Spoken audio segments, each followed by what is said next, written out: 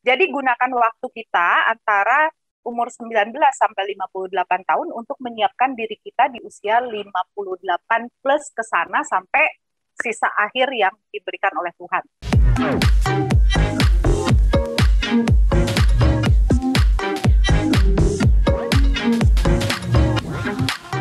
Hai Sobat Cuan, selamat datang di podcast Cuap-Cuap Cuan bersama dengan Maria Katarina di segmen interview yang sangat mendalam hari ini. Karena temanya saya yakin sekali ini udah menjadi renungan harian Sobat Cuan atau pertanyaan dalam hati terdalam. Karena juga kadang-kadang saya juga melakukan itu gitu ya. Sampai kapan sih kerja? Sampai kapan sih kerja keras kayak gini gitu ya? Pengen deh punya waktu luang lebih banyak, pengen deh punya waktu untuk bisa jalan-jalan healing segala macam. Kita angkat tema kerja keras sebagai kuda, aku kok nggak kaya-kaya gitu. Apakah memang korelasinya gini, cari duit kerja itu end up-nya adalah rich, adalah kaya, atau justru sampai kepada goal finansial? Ini jangan sampai salah ya. Rich, apakah sudah sampai tujuan finansialnya, goal finansialnya sudah sampai atau belum? Nah, kita langsung aja bahas nih sama yang kasih tema nih untuk kita bahas. Ada Mbak Ika Hamdan. Hai Mbak Ika, financial planner. Kenapa sih ngasih judul ini? Tahu nggak sih, langsung menusuk ke sanubari. Karena ini adalah aspirasi kebanyakan orang seluruh manusia di 062 ini mungkin ya. Iya, kok kayaknya gue kerja keras tapi kenapa gue tidak seperti Maudy Ayunda? Ya Allah. Atau ke artis-artis lain gitu ya. Iya. Kayak Saskia, mungkin Saskia Ademeka, atau mungkin kayak siapa gitu ya, Saskia Sungkar gitu ya, yang kayaknya enak banget. Atau mungkin artis-artis, atau mungkin ya ini, atau mungkin benchmark media sosial yang akhirnya memang ditunjukkan kok mereka semudah itu punya uang, mereka semudah itu bisa gather money dari mana aja gitu ya. Sementara yang kerja keras tiap hari 9 to 5, berangkat sempet-empetan, naik kereta atau macet-macetan, begitu sampai gaji bulanan, besoknya kelar lewat gitu ya. Kapan gue kayaknya gitu. Ini emang terjadi secara karena kacau, atau apa yang salah sebenarnya? Kenapa memang tujuan atau kekayaan itu memang agak-agak semu, atau memang sebenarnya tujuan dalam mencari nafkah dan uang tuh nggak melulu kaya sebenarnya, karena ada goal finansial kan, masing-masing orang beda-beda kan, Mbak? Betul. Kalau aku melihatnya ya, sebenarnya kaya ini adalah mungkin bukan spesifik kaya, karena kaya itu relatif ya. Orang punya 1 juta dolar bisa dibilang kaya, bisa juga dibilang tidak kaya ya. Tetapi memiliki kemampuan untuk mencukupi kebutuhan hidup melalui alat tukar yang namanya uang, itu kan hanya sebagai, judulnya juga alat ya. Jadi sebaiknya uang itu hanya dilihat sebagai alat untuk mencapai goal kehidupan kita yang lebih luas sebenarnya. Apa sih yang pengen kita capai secara lebih luas dengan menggunakan uang ini ya? Ada kesejahteraan, ada kebahagiaan. Kalau kebahagiaan itu relatif, tapi sebenarnya kan ada hitungannya juga gitu kan. Di mana kita juga bisa lihat misalnya negara dengan peringkat paling bahagia itu seperti apa gitu ya. Oh ternyata kalau ada orang bilang money cannot buy happiness, tidak juga gitu loh. Bahwa ada satu syarat tertentu yang mau tidak mau harus dipenuhi dengan uang, baru bisa terus kemudian melakukan aktualisasi diri yang lebih tinggi ya. Antara lain kan kehidupan kita, kebutuhan dasar-dasarnya itu harus terpenuhi, mau tidak mau itu butuh uang gitu ya. Tapi ada juga orang yang nggak pakai uang tapi kehidupan dasarnya sudah cukup terpenuhi. Misalnya bukan uang yang dia cari sendiri ya, tapi inherit gitu ya, misalnya dari keluarga, warisan dan segala macam gitu. Nah itu mungkin yang membedakan antara titik mulainya orang tuh udah beda gitu lah. Anggaplah kita sebagian besar ya orang Indonesia tuh dibesarkan dengan mungkin orang tuanya bekerja, baik itu salah satu atau dua-duanya gitu ya, terus kemudian punya penghasilan, lalu membesarkan keluarganya, anaknya sekolah, terus kemudian kerja dan segala macam. Terus aja cycle-nya seperti itu gitu ya. Tapi ada juga yang tidak perlu kerja, tapi somehow itu sudah di-provide untuk menghasilkan uang berikutnya. Misalnya, yang kebetulan diwarisi properti banyak oleh keluarganya, sehingga kemudian dia tinggal olah itu menjadi resort atau dia menjadi hotel gitu kan, udah dengan sendirinya cuannya datang gitu kan. Tapi kalau untuk orang kebanyakan seperti kita ya mau tidak mau bekerja adalah jalan ninjaku begitu. Kita ada pilihan soalnya ya. Pilihan ya, bukan untuk menjadi kaya tetapi untuk memenuhi kebutuhan kita sehingga manakala kebutuhan dasar terpenuhi, kita bisa move on untuk melanjutkan kualitas hidup yang ingin kita capai itu seperti apa gitu. Jadi uang atau kekayaan itu hanya tools. Yang selebihnya adalah yang kita capai itu apa? Kesejahteraan dan kebahagiaan, kan begitu. Gitu. Goals-nya berarti ya, goals-nya ya, goals life-nya, goals finansialnya seperti apa? Berarti di otak juga mindset-nya jangan langsung kayak nih gimana caranya biar bisa kaya ya. Tapi biar sampai ke tujuannya dulu gitu. Nah, ini seperti apa yang harus dilakukan? Karena startnya beda-beda, karena modalnya juga beda-beda, berarti kan konsep goal finansial atau kekayaannya beda-beda gitu. Dari aku mungkin ngerasa udah cukup gitu ya, tapi mungkin ada teman-teman yang lain yang nggak bisa gitu, kalau kayak segini ya nggak gerak gitu kan, nggak makan gitu. Nah, ini gimana nih Mbak Ika? Oke. Mungkin supaya gampang kita bagi menjadi 3 poin aja ya, Mbak Maria. Jadi yang pertama adalah ketahui dulu yang kita inginkan dalam hidup kita ya, itu di ujungnya tuh kita mau dikenang seperti apa atau menjalani hidup seperti apa. Kan katanya kalau orang secara standar ya berdasarkan penelitian itu rata-rata orang tuh punya hidup itu 28.000 hari atau kurang lebih sekitar umur 70 tahunan lah gitu ya. Nah, jadi 7.000 tahun yang pertama itu tergantung sama orang. Itu rata-rata mungkin umur 0 sampai umur 19 tahun ya kita tergantung sama orang tua kan. Nah, 7.000 yang kedua dan 7.000 yang ketiga itu adalah waktunya orang itu menjadi produktif. Rata-rata orang umur 20 tahun mungkin sampai usia 19 kali 2 berapa? 38. Kurang lebih sampai usia 58-60 tahun orang itu bisa produktif. Nah, 7.000 tahun yang kedua dan ketiga itu adalah waktunya untuk mempersiapkan ke 7.000 tahun yang terakhir. 7.000 hari kali ya, Mbak? Sorry, oh iya benar.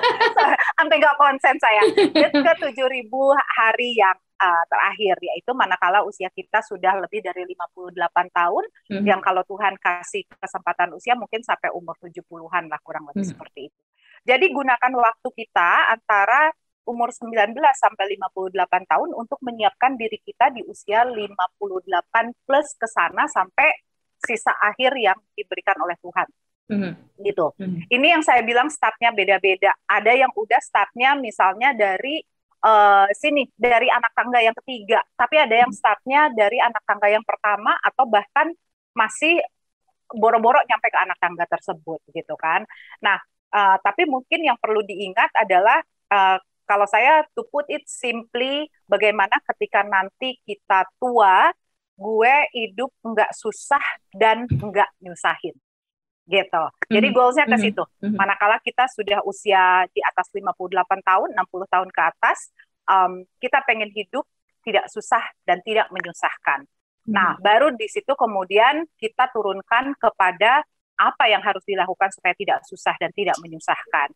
Satu, tidak menyusahkan, jangan lupa anak itu bukan dana darurat kita. Mereka akan menjalani kehidupan dengan challenge-nya sendiri. So, we have to be able to think through ketika nanti kita sudah tidak produktif lagi, harus ada cukup sebuah kekayaan ya, atau sebuah nilai yang mampu menghidupi diri kita sampai akhir hayat nanti kita berada. Kan itu satu. Lalu yang itu kan nggak susah ya.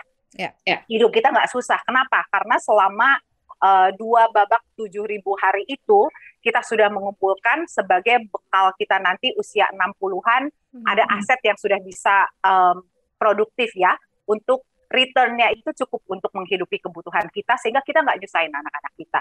Nah, itu bagian yang pertama, hidupnya nggak susah. Yang kedua, hidupnya nggak nyusahin. Nah, yang nggak nyusahin ini, disitulah financial planning berperan. Jadi punya hutang dikelola dengan baik, jangan sampai diturunkan amit-amit ke anak cucu kita gitu ya. Oh ya, Lalu yang kedua adalah jangan lupa makin tua biaya kesehatan dan segala macam itu kan niscaya akan makin meningkat. Nah, di situ pentingnya ada asuransi supaya kita juga nggak nyusahin dan segala macam. Itu sebenarnya to put it simply, ketika nanti kita tua, gue pengen bisa mandiri, hidup gue nggak susah dan nggak nyusahin. Iya, benar. Itu poinnya penting dan membuka ini ya Kasana ya. Jadi ternyata ada 7.000 hari pertama, 7.000 hari kedua.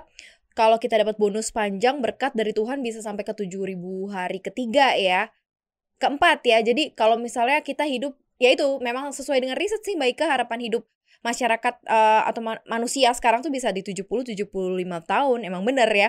Kalau kerja terus, stop pensiun di umur 60, kalau sampai 70 ada 10-15 tahun dong kita tidak dihidupi ya. Kira-kira duitnya cukup nggak ya? Nah tapi kalau kita ambil konteks kerja keras bagai kuda, harus nggak sih ini mungkin agak di apa ya, coba untuk jabarkan dengan lebih apa ya, dengan lebih simpel. Apakah emang harus sekeras itu kerja kerasnya, atau justru kerja keras sebagai kuda ini kita jadikan kerja cerdas gitu ya?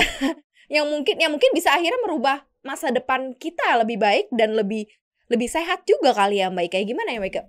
Kalau menurut saya tidak ada kerja cerdas yang tanpa kerja keras. Yes. Jadi tetap harus bekerja keras. Kan berdasarkan penelitian juga biasanya kalau seseorang menjadi ahli itu kan artinya dia akan memperoleh bayaran lebih tinggi ya. Sehingga kan kesejahteraannya meningkat. Untuk menjadi ahli tersebut adalah biasanya diperlukan minimal 10.000 jam terbang. Gitu. Kurang lebih 10.000 tuh apa? Kalau dibagi ya, kurang lebih 5 tahunan lah orang kerja dalam satu bidang sehingga dia menjadi master gitu. Nah mungkin ketika beberapa di antara teman-teman kita ya sering banyak dengar curhat, gue kayaknya udah kerja keras sebagai kuda tapi kok nggak kaya-kaya. Jangan-jangan keahlian yang kita miliki terpendam. Tidak cukup mastery. Oh tidak cukup mastery. Oh betul. Kirain nggak keluar sepenuhnya gitu ya. Bisa jadi juga gitu ya, tapi artinya katakanlah kita kerja gitu ya, tapi tidak cukup mastery sehingga value-nya di pasar tidak setinggi itu, gitu.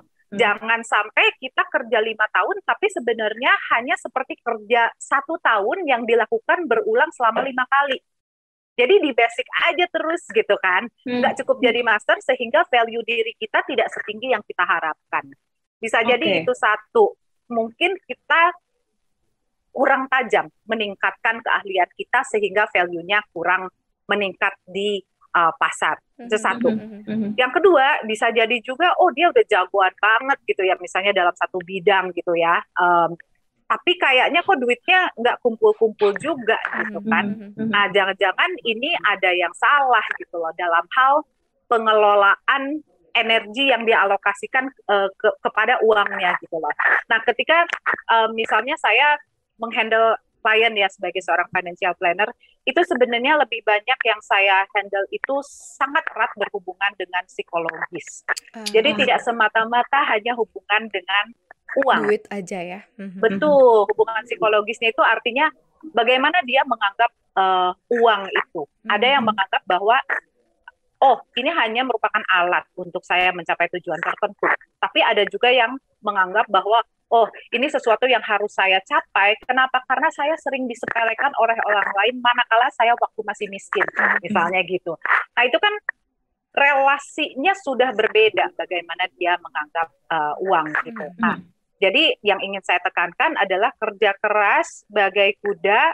Nah, supaya nggak seperti itu tanpa punya apa-apa adalah satu, kita lihat apakah value kita sudah mencukupi untuk dihargai secara layak di pasar. Lalu yang kedua, yang paling penting adalah bagaimana hubungan kita dengan uang. Penting untuk memiliki relasi yang sehat dengan uang. Gitu.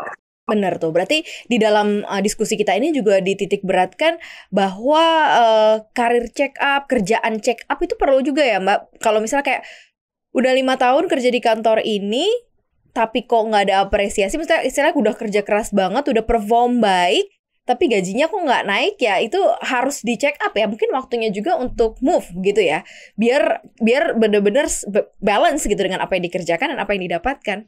betul. Move itu kan bisa vertikal, horizontal, diagonal, ya kan, bisa macam-macam gitu. Kadang-kala orang kita tuh cuman kayak, kok gue gini-gini aja ya, tapi lu udah pernah ngomong belum sama bos lu? Ada challenge lain nggak? Gue malas dapat kerjaan tambahan. Ya bagaimana mau maju juga gitu kan. Nah, jadi memang it takes two to tango sih gitu.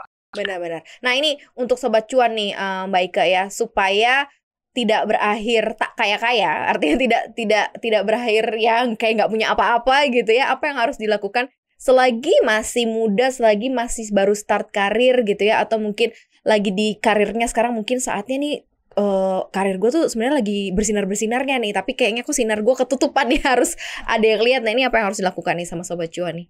Oke. Satu adalah know your worth. Jadi kalau memang kita merasa bahwa saya sangat berkontribusi dengan baik di perusahaan ini, speak up, tunjukkan dengan data. Substantiate our claim with data.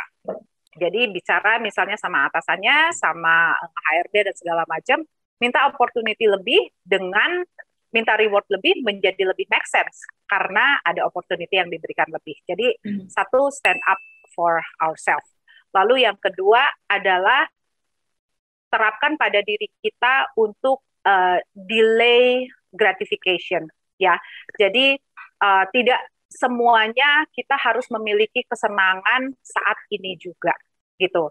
Menabung atau mempersiapkan untuk pensiun itu menyakitkan. Karena apa? Kita lihat teman kita jalan-jalan dan segala macam, tapi saya punya penghasilan per bulan sudah dari depan saya alokasikan misalnya untuk tabungan pensiun. Kan itu nggak enak ya, gitu. Tapi itu adalah untuk masa depan yang lebih baik gitu loh. Balik lagi secara psikologis. Jadi menunda kesenangan saat ini untuk kebahagiaan yang lebih nyata di masa depan. Lalu yang ketiga, jangan takut untuk menggunakan tools yang ada. Saya bilang tools ya, atau instrumen. Instrumen itu kan bisa macam-macam ya, seperti investment, insurance, dan segala macam. Nah, jangan takut, tapi balik lagi, what is more important adalah the person behind the gun. Yes. Mau invest, belajar dulu. Mau insurance, tahu itu perlu, tapi pelajaran. Jangan sampai nyalahin tools, tapi yang salah adalah ternyata kita tidak cukup mengalokasikan waktu kita untuk mempelajarinya dengan lebih tepat. Gitu mungkin Mbak Maria. Setuju sih, setuju banget. Ini sih mudah-mudahan ya kalau didengar dengan baik oleh Sobat Cuan, ini akhirnya bisa membuat Sobat Cuan tuh hidupnya berubah gitu. Ada mindset yang berubah, mindset yang jauh lebih matang. Bahwa kalau sudah kerja keras, kok kayaknya aku sanksi ya Mbak Ika, tidak akan menghasilkan apa-apa. Pasti akan menghasilkan. Benar nggak? Ada hasilnya. Iya kan, kayak nggak mungkin deh. Nah, tapi ya itu ya, ke financial goals-nya. Jangan langsung konsepnya kayak mau kaya sekaya Atta. Mungkin ya. Kalaupun bicara Atta, ya kan, kita bisa melihat perjalanannya. Tidak an overnight success yang dia miliki. Even Ghazali sekalipun, it's not an overnight success. 5 tahun dia berturut-turut konsisten seperti itu. Gitu kan. Bikin foto gitu kan ya. Iya. Kan orang kadang lihat lu ngapain sih tiap hari gitu ya. Tapi ya panennya sekarang. Nah, itu yang saya bilang bahwa menunda kesenangan sesaat untuk kebahagiaan yang lebih baik di masa depan. Setuju banget, baik. Thank you banget. Ini tema yang menusuk ke sanubari, tapi bisa ditularkan ambience bahasan kita gitu ya, bahwa tidak ada yang menakutkan selagi kita on track dan memang melakukan semuanya yang terbaik gitu, dan perencanaan yang matang gitu ya, Mbak Ika ya. Thank you atas waktunya, Mbak Ika, lagi dan lagi. Sama-sama. Sehat-sehat. Sehat-sehat, sampai ketemu lagi nanti ya. Oke, kerja adalah jalan ninja. Iya, siap. Dan Sobat Cuan, terima kasih banyak sudah menyaksikan dan juga dengerin podcast kita hari ini. Jangan lupa dengerin konten podcast kita lainnya di Apple Podcast, Google Podcast, Spotify, dan juga Anchor. Follow akun Instagram kita di @cuap_cuan. Jangan lupa juga untuk follow akun YouTube kita ya di cuap_cuan. Like, share, juga subscribe, komen sebanyak-banyaknya biar kita juga terus memberikan influence soal keuangan yang baik dan bisa memberikan juga menularkan begitu ya semangat dan optimisme juga ya di tengah kondisi seperti ini. Thank you Sobat Cuan, dan jangan lupa podcast kita hari ini juga tayang di CNBC Indonesia TV. Sehat-sehat terus Sobat Cuan, Maria pamit ya. Dah.